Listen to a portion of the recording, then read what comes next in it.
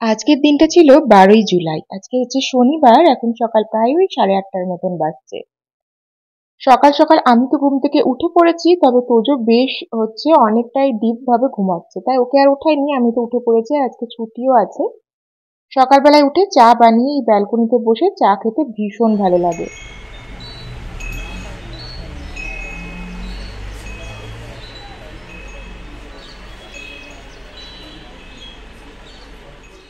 সকালবেলায় কিছুটা সময় নিজের সাথে সুন্দরভাবে কাটানোর পর প্রায় 9টা 10-15 দিকে তোজো ঘুম থেকে উঠেছিল।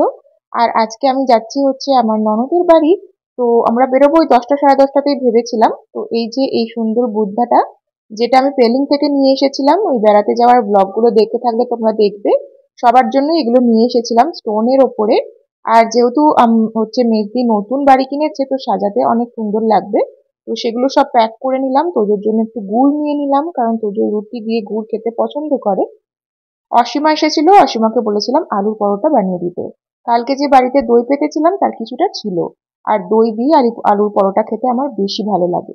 তারপরে স্নান টান করে আমাদের ওই 10টার মতন বেজে গিয়েছিল। আর এখন রেডি হচ্ছি। এই যে নায়রার স্যুটটা, ওটাই ভাবলাম আজকে পরবো।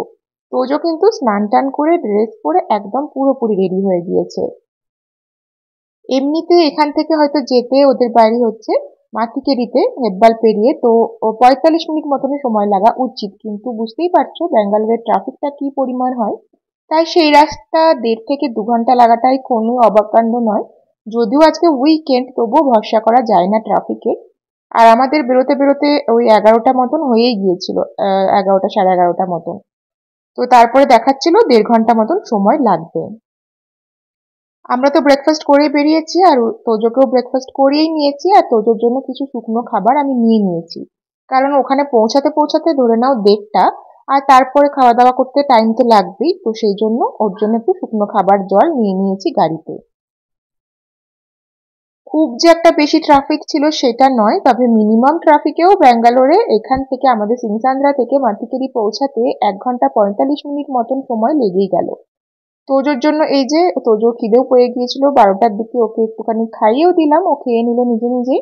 স্কুলে যেহেতু টিফিন করে না, তো ওই সময় ওর একটা খিদেটা অভ্যেস হয়ে গেছে, বাড়িতে থাকলেও ওকে আমি কিছু না কিছু দিই। তারপরে কিছুটা যেতেই আকাশ একদম মেঘলা করে এসেছে। জুলাই আগস্ট মাসে ব্যাঙ্গালোরে কখন বৃষ্টি কখন রোদ বোঝাই যায় না। আর জানোই তো বৃষ্টি পড়লে ট্রাফিকটা আরো বেড়ে যায়। তবে খুব একটা বৃষ্টি তখনও শুরু হয়নি, সময় দেখাচ্ছিল আর 0.5 ঘন্টা মতন লাগবে।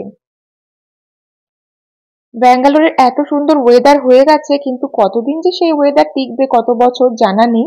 কারণ যে হারে গাছ কাটছে, পুকুর বোজাচ্ছে, আর বড় বড় ফ্ল্যাট, সুপার মার্কেট গুলো তৈরি হচ্ছে, তাতে ওয়েদারের চেঞ্জেস তো অনেক হয়েছে এই 9 বছর যে আমি আছি ব্যাঙ্গালোরে। আরো কত হবে সেটাই মনে হয় যে মাঝে মাঝে ভয় লাগে, তবে এর জন্য তো আমরাই দায়ী। আর কিছু করারও নেই মানুষের। চাকরি সংস্থা, চিকিৎসা, তারপরে পড়াশোনা, সমস্ত কাজেই তো এদিকে আসতেই হচ্ছে, সেই জন্যই এত বাড়ি ঘর গাছপালা কাটা চলছে। তা করতে করতে এই যে আমরা পৌঁছে গিয়েছি ওদের একদম অ্যাপার্টমেন্টের সামনে, তখন ঝিরিঝিরি বৃষ্টিও শুরু হয়েছে।